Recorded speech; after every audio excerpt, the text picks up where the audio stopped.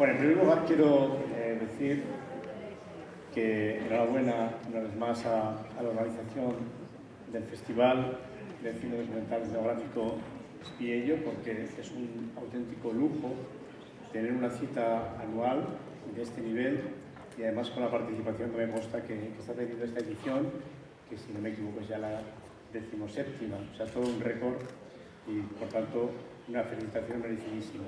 Gracias también por permitirme colaborar con el festival desde hace ya unos años, haciendo lo que suelo hacer, que es practicar mi profesión de periodista y en la que forma parte de esa profesión el entrevistar a personas. Es un lujo además porque me permite estar en conversación con gente interesantísima, como esta tarde Chus Gutiérrez, directora de cine, guionista, actriz, siempre con una mirada, digamos, reflexiva sobre los problemas sociales, sobre la mujer, sobre el mundo que la rodea, en definitiva. Hablar de ella es hablar de cine, de historias que ocurren y de cómo las cuentan. Decía Mario Scalfari, que fue fundador del periódico italiano La Repubblica, que periodista es gente que cuenta a la gente lo que le pasa a la gente. Parece un juego de palabras, pero en el fondo es verdad. Y de alguna manera yo tengo la sensación de que los directores de cine, las directoras de cine, también les pasa un poco lo mismo. Viendo ahora mismo, como estábamos viendo Sacromonte, no deja de ser contar a la gente, o sea, a nosotros, lo que le pasa a la gente de Sacromonte en el documental que acabamos de ver, magnífico, por cierto, yo no lo había visto, pero lo confieso, he visto muchas cosas tuyas, pero esa no. Así que, verdaderamente impactado. Bueno, vamos a hablar durante un ratito para intentar conocerte un poquito más, respetando naturalmente tu intimidad, pero sí para acercar un poco más a la persona, no tanto a la directora de cine, que aunque también. Y bueno, al final estaremos unos minutos con la posibilidad de que si alguien tiene interés en preguntar algo concreto, que lo haga con absoluta tranquilidad. Chus, ¿habías estado por aquí, por esta parte de Aragón, alguna vez o no? Yo creo que no, pero bueno, ha sido el mejor momento porque además ha nevado esta mañana. Ajá. O sea que ha sido fantástico.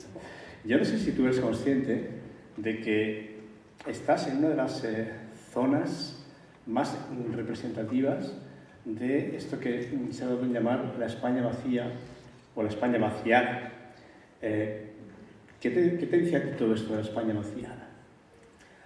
Bueno, yo creo que hemos sufrido diferentes, o sea, yo creo que es un proceso de la historia que hemos vivido, ¿no?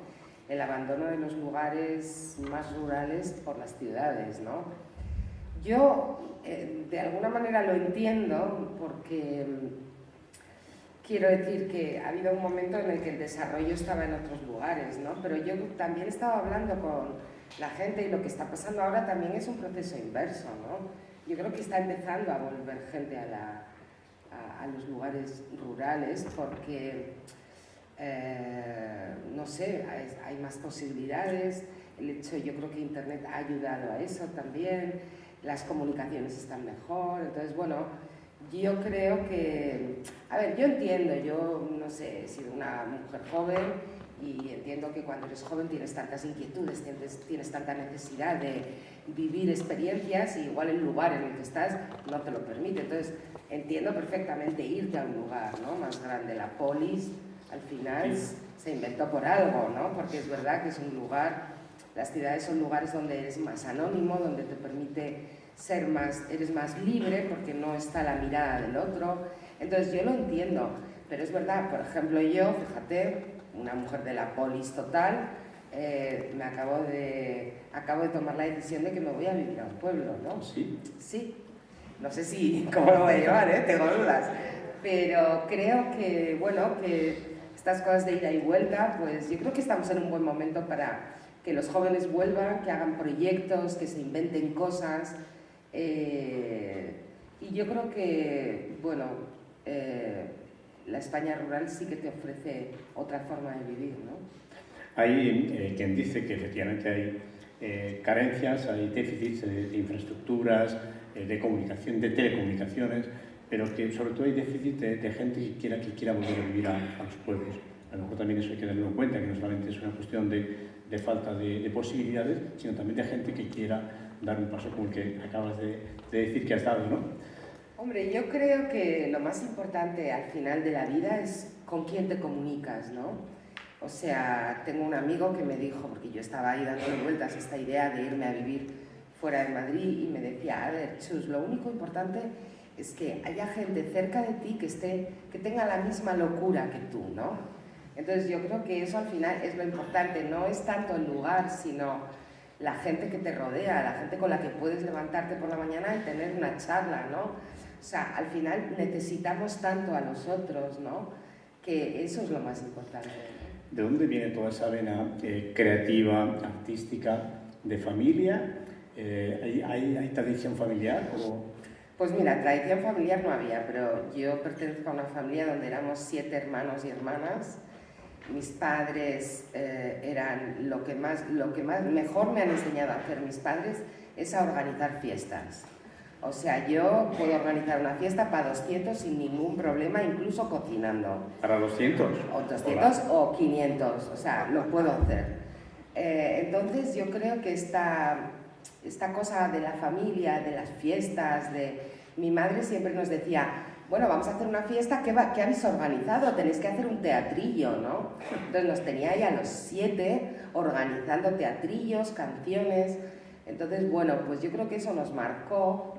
De hecho, en mi familia hay 3 artistas, que es Blanca Lee, que es una coreógrafa, bueno, yo creo que es la coreógrafa ahora mismo una de las más importantes a nivel europeo, mi hermano, que es músico, que pues siempre está conmigo ayudándome en el tema musical, y luego hay otros 4 más, que cada uno, bueno, uno es carpintero, que también es un artista. Quiero decir que sí que yo creo que en mi casa el hecho de que fuéramos tantos, había bastante locura, era una casa, mi madre trabajaba, tenía 7 hijos y trabajaba todo el día fuera de casa, con lo cual era un poco una casa bastante loca y desorganizada. Y yo creo que esta especie de desorganización, pues, y había tanta gente todo el rato, ¿no? Siempre, ¿no? Tanto ruido, que yo creo que de alguna manera el arte, yo desde muy pequeña, o sea, yo creo que cuando ya era la adolescencia, ¿no? Que es un poco el momento en el que tienes que empezar a soñar quién vas a ser, yo ya soñaba que iba a escribir, o sea que sí que era una manera de canalizar un poco la locura que había en mi casa, yo creo. Y de hecho hay continuidad, al menos por tu parte, porque tu hija Alba es actriz, se la ve en algunas de las series que en este momento están en Sí, está en Acacia, que es la protagonista, se llama Lucía su personaje. ¿Habéis trabajado juntas ya? ¿No? Sí, claro, mi hija bueno, es curioso porque, claro, pues un día ya tenía como 7 años o así, y le digo, bueno, Alba, pues me voy a ir a rodar una película, y me dice, pero no, yo me quiero ir contigo. Y yo pensé, bueno, pues he escrito un papel de una niña que además le he robado todo lo que había escrito era de ella, ¿no? Y entonces le digo, bueno, pues no sé, vamos, ¿te apetece hacer de actriz y tal? Y me dice, claro. Entonces, bueno, pues le hicimos una prueba y efectivamente pues está en Poniente, es su primer papel. Y entonces, bueno, pues ya se vino conmigo y sí, ha estado en casi 2 o 3 pelis, creo, hasta El Calentito. Ah, no, y en El Retorno a Hansala también. Entonces, bueno, pues Alba siempre ha estado ahí. Yo pensaba que iba a ser ingeniera, pero no sé por qué pasó, que se ha hecho actriz. y Chus, en ese debate consigo misma, ¿no? En la adolescencia, época en la que casi todos pensamos que querríamos ser o que nos gustaría ser, etc. Lo cierto es que ella, con un poco más de 20 años, lo que hace es irse a Nueva York y bueno, se tira 4 años en la Gran Manzana. Menuda experiencia, ¿no? Sí, la verdad es que... ¿Qué ibas buscando? Bueno, estábamos en el 83, yo ya tenía claro, o sea, por unas circunstancias, porque yo nunca me planteé hacer cine, ¿no? Yo, pues eso, quería escribir y tal, pero coincidió que compartí piso con unos estudiantes en Madrid, me fui de casa a los 18 años, porque ya te digo que esa casa era para locos y yo necesitaba un poco encontrar mi lugar en el mundo. Y entonces,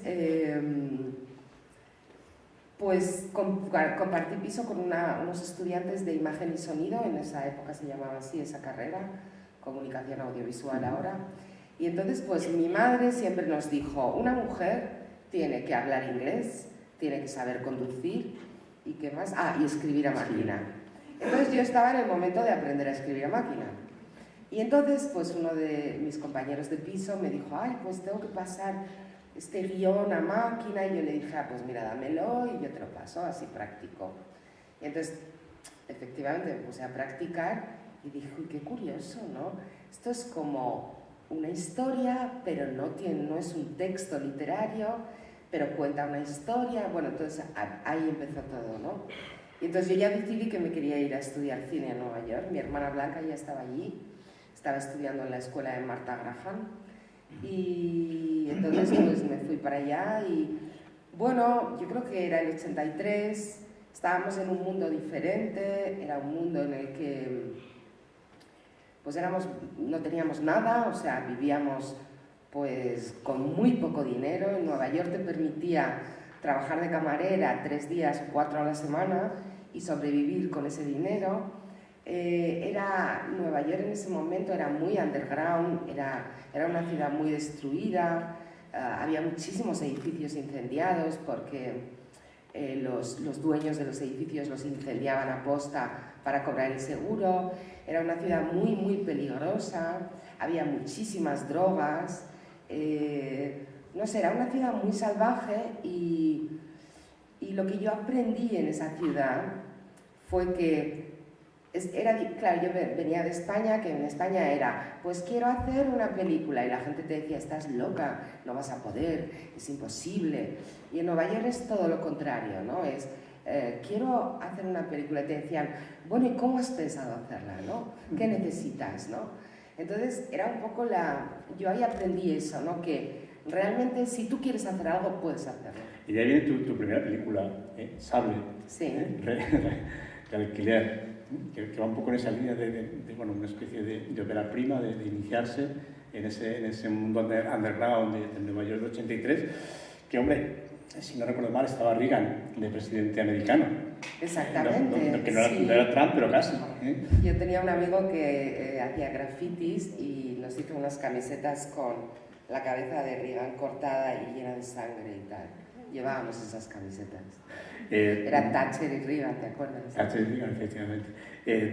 ¿Te marca mucho tu estancia en Estados Unidos? Sí, totalmente. O sea, yo creo que eso no lo he olvidado y he seguido... O sea, yo sigo empezando proyectos muchas veces con muchas dificultades, a veces sin dinero, pero encontrando las cosas. O sea, esta energía de luchar por tus sueños, yo la aprendí allí y no lo he olvidado. Déjame que te hable de una cosa que sé que te afecta directamente. Ella es cineasta, actriz, lo he dicho también, pero también es una feminista muy, muy activa. ¿A tu juicio se están dando pasos realmente importantes o solamente aparentes en la igualdad entre hombres y mujeres? Bueno, justamente es de lo que yo quería hablar en mi discurso, ¿no? Pero bueno, voy a hablar ahora. Yo realmente lo que creo es que el mundo, o sea, el planeta Tierra necesita un cambio, pero un cambio muy profundo, no solo aparente, ¿no?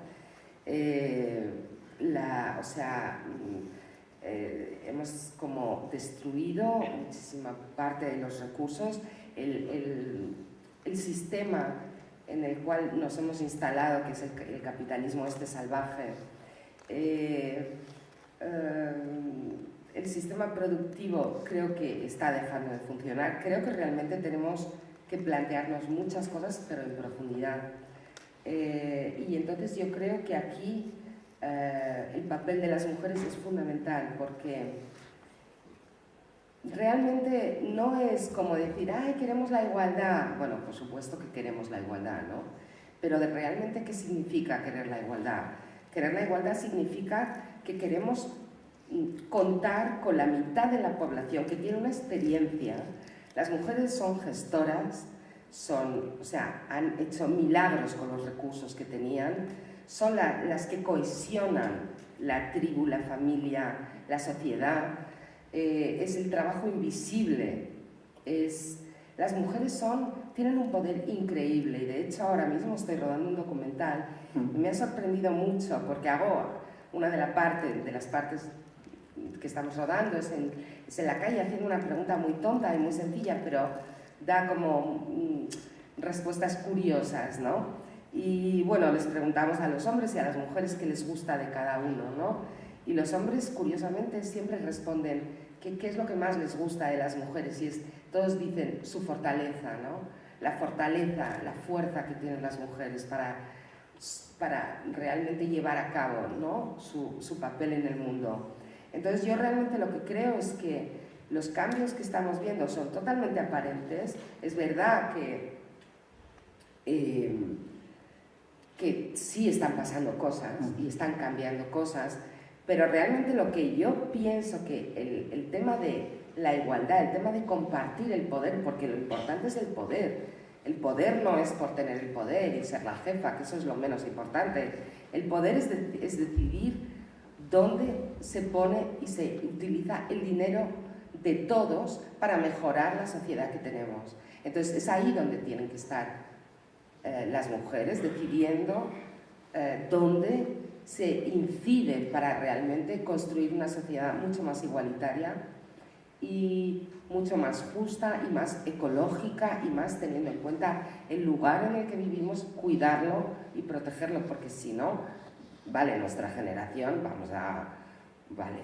nos moriremos y seguiremos teniendo agua y tal, pero es verdad que nuestros hijos y los hijos de nuestros hijos, si tienen, pues realmente pues va a ser un lugar muy difícil, ¿no? Y sobre todo que yo creo que hay una cosa que nos ha vendido el capitalismo que es totalmente falsa, que es que somos independientes, que podemos sobrevivir solos. Es mentira. O sea, nadie es independiente. Todos somos dependientes los unos de los otros. Cuando nace un niño o una niña, hasta que tiene casi 10 años, hay que cuidarle a diario. Luego hay que seguir cuidándoles, que son unos pesados, ¿no? Pero es verdad que cuando empezamos a tener problemas, nos hacemos mayores, necesitamos cuidados. O sea, a ver, no somos independientes, todos nos necesitamos unos a otros, ¿no? Entonces... Nos cuidan mucho cuando vamos a nacer, cuando nacemos, pero qué poco cuando estamos a punto de morir, ¿no? Estaba pensando, al oírte, en el caso este último de María José de Ángel, que en una decisión de ayuda a una muerte digna, ya se hizo hace años en España una película, Mar Adentro, la recordamos yo creo que todos los que estamos aquí, una gran película, y ahora pues bueno, de nuevo tenemos un caso que parece que nos remueve otra vez un poquito la conciencia. Ya no sé si realmente ahora que estamos en campaña electoral lo dirán solo porque estamos en campaña o realmente hay una voluntad de acometer este asunto que es también natural como la vida misma. Bueno, es que también yo creo que hay una cosa que nos falta en los colegios y que yo ahora, a mi edad, estoy empezando a entender, ¿no? Que es la educación emocional, ¿no? O sea, ¿de qué sirve saber nuestra geografía, nuestra historia, yo qué sé, cosas que son importantes, es verdad, pero si no sabemos gestionar nuestras emociones, ¿no? Yo creo que... Y una de las cosas también en nuestra cultura es el miedo a la muerte, que, bueno, pues sí, ok, pero a ver, estamos de paso, todos sabemos que estamos de paso y que el único sentido de nuestra vida es que nacemos y la única verdad es que nos vamos a morir, o sea, entonces un poco esta cosa de, no sé, de enseñarnos a aceptar el paso del tiempo, enseñarnos a aceptar la muerte, enseñarnos a entender las emociones, ¿no? Que son casi lo que nos configura, ¿no? Y justamente es lo que menos sabemos sobre ellas, lo que más nos mueve y lo que más va digamos, a influir en nuestra vida y en el desarrollo de nuestra vida son las emociones, y sin embargo no hemos aprendido, ¿no? a gestionarlas, cuando hay una enorme investigación ahora mismo sobre todo el tema de las emociones, ¿no? Emociones, sensaciones y pasiones. Una de ellas, de estas últimas, de las pasiones, y no sé si ustedes lo saben, de Chus Gutiérrez, es la salsa. Es una apasionada de la salsa. ¿Dónde arranca ese romance tuyo con la salsa que te lleva incluso a hacer una película? Pues en Nueva York. ¿Nueva York? ¿Ah, sí? Claro, en Nueva York descubro yo la salsa. ¿Cómo? Y te lleva además a hacer una película muy concreta de... Bueno, te mete un poco también en la parte del cine musical, por así decirlo, ¿no? Sí. Sí, bueno, esto realmente surge como un encargo, más como un encargo de Colombia, de un productor colombiano, que, bueno, Colombia, claro, tiene un cine increíble, pero bueno, por su historia, ¿no? Es un país que ha sufrido muchísimo de violencia. Y entonces, bueno, pues este productor de repente dice, a ver, yo quiero hacer una película donde no haya violencia, no haya drogas y no haya, ¿sabes? Todo esto que configura un poco nuestro país, ¿no? Esta cosa de la imagen hacia afuera, ¿no? Y entonces me llama para hacer esta película. Y bueno, pues para mí fue un descubrimiento porque realmente la salsa en Colombia es como, o sea, forma parte de la educación básica. Es como importantísimo. Si no sabes bailar, casi no puedes socializar, ¿no? Con lo cual, todo el mundo sabe bailar. Y hay bares que abren a las 10:30 de la mañana y ya hay gente bailando. O sea, es que es muy surrealista. Entonces es como es importantísimo, ¿no? En su cultura. Has hecho y haces documentales, haces ficción. Los documentales, porque realmente te gusta el género, que seguro que sí también, pero también porque es más económico, es más fácil hacer una película documental que una ficción a la hora de recabar recursos económicos, evidentemente. Estás acostumbrado a trabajar de una manera bastante austera. ¿Alguna vez has tenido la posibilidad de...? Sí, he tenido. Sí, Insomnio fue una película que estaba muy bien, Alma Gitana también, Retorno a Hansala un poco apretada pero bien. O sea, no, la ficción, bueno, El Calentito también bien, o sea, sí, yo, bueno, Ciudad y Lirio también, o sea, no, hombre, yo he trabajado... Hombre, a ver, nunca tienes todo, porque siempre quieres un poquito más, la verdad. Siempre quieres una gruita más o una cosita, pero en general estoy acostumbrada a trabajar con pocos recursos, con los recursos que necesito, y bueno, nunca he trabajado con más recursos de los que necesito. Pero bueno, es que el cine es una herramienta muy cara, ¿no? Sin duda. Y entonces, pues realmente, bueno, pues el dinero siempre todo lo que tengas, pues lo vas a utilizar. Estuvimos unos años en los que el cine español era criticado tremendamente y yo casi digo que denostado en nuestro propio país. Sin embargo, ahora llevamos unos años, yo creo que francamente mejor en cuanto a la producción, al nivel de producción y también a la aceptación del cine por parte de los espectadores. ¿Lo ves así o no? Bueno, yo creo que sí, es verdad que hubo una época cuando yo empecé a hacer cine que todo el mundo decía, una película española, ¡oh, qué horror!, ¿no? Bueno, a veces nos cuesta, ¿no? Yo creo que hubo una época en la que los cineastas necesitaban hablar de la guerra civil. Yo creo que era una necesidad porque era parte de nuestra historia. Entonces creo que se hizo un cine muy relacionado con eso, la gente acabó un poco agotada, pero a ver, eran películas probablemente súper necesarias. Entonces es un poco como Colombia, ¿no? Que es verdad que se han hecho tantas películas sobre narcos, violencia, la guerrilla, la situación política, o sea, bueno, pues porque lo necesitan, porque un país también tiene que contarse su propia historia muchas veces para entender qué ha pasado, qué está pasando, ¿no? Pero, bueno, también tenemos que tener en cuenta que el audiovisual ahora mismo tiene un poder impresionante, o sea, consumimos muchísimo, entonces, claro, hay que alimentar esa máquina, ¿no? Los medios de comunicación estamos teniendo que adaptarnos casi permanentemente a nuevos soportes para comunicar la información, las noticias, pero también los cineastas tenéis la necesidad y la obligación de utilizar las nuevas tecnologías, los nuevos soportes. Si no recuerdo mal y si no me corriges, has hecho alguna experiencia ya de web series para una cadena, creo que en Mediaset trabajaste, pero aparte de esa cuestión, lo que quería preguntarte es, a tu juicio, ¿crees que plataformas como Netflix, como como HBO, como Amazon, se van a imponer definitivamente en lo que es un poco la distribución, la producción y distribución de temas audiovisuales?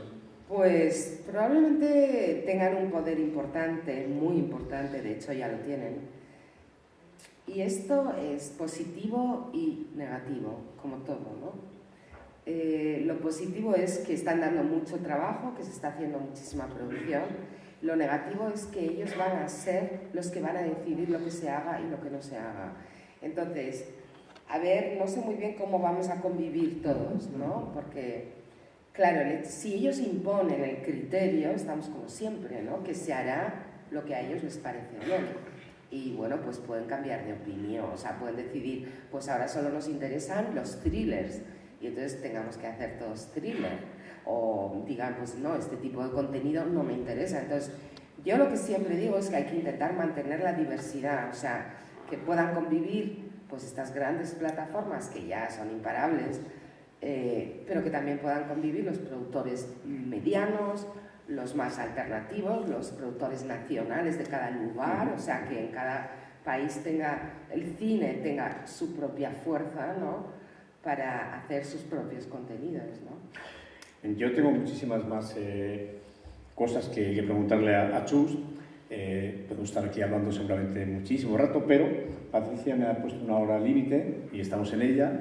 Hay posibilidad de que si alguien del público quiere formular alguna pregunta a Chus, pueda hacerlo con absoluta libertad y con total naturalidad. No tiene nada más que levantar la mano y acercaremos por ahí. Hay una pregunta, adelante. Hola, Chus. ¿Qué tal? No sé si conoces una peculiaridad de esta comarca. No sé si en otros rincones de España debe ocurrir, pero es como un homenaje a las mujeres, porque las mujeres en esta comarca han sido el pilar fundamental de la economía. Bueno, pues los nombres de los frutales en esta comarca están todos en femenino. ¡Ay, qué bonito! Manzanera, perera, cerecera, noguera, todos los árboles frutales tienen nombre en femenino. ¡Qué maravilla, qué bonito! Entonces, no te voy a hacer preguntas, simplemente te informo porque... Muchísimas gracias por la información, porque es muy bonita. Gracias. Vale. ¿Alguna pregunta más para Chus? Va, que no hay vergüenza, por favor. No, yo no veo ninguna más. Tengo una mano levantada. Me está dando el foco. Es que claro, les hemos dado tanta información. Sí, ¿verdad? Están agotados. Bueno, pues vamos a terminar No para cumplir la hoja de ruta que tenía establecida Patricia y no retrasar porque es ya la entrega de premios. Chus Gutiérrez, de verdad, muchísimas gracias por estar aquí. Enhorabuena por tu señal de honor. Es un lujo que puedas estar por esta parte de Aragón, que espero que vuelvas a visitar. Sí, desde luego, ya desde que he venido ahora ya tengo que volver, porque ahí me ha quedado mucho por conocer. Y no sé, tal vez ella está ahora mismo trabajando, lo ha dicho ella, en un documental también que se llama Roll & Roll, que se estrenará yo creo que dentro de unos meses. ¿Cuándo terminas? Sí, en finales de año. Finales de año. Y sé que está trabajando también en un proyecto de ficción, no le voy a preguntar qué es, porque nunca lo dicen, naturalmente, pero yo sí que puedo decir que está trabajando también en una ficción que esperaremos que salga también cuanto antes. Y quién sabe, igual dentro de un tiempo pues aparece una película documental firmada por Chus Gutiérrez sobre el problemón de la despoblación en España, cuando empieza a vivir en ese pueblo en el que se ha ido. Sí, lo estaba pensando. Igual hay que contarlo. ¿Qué me va a traer este lugar? Ha sido un placer, muchísimas gracias. Venga, un placer, gracias.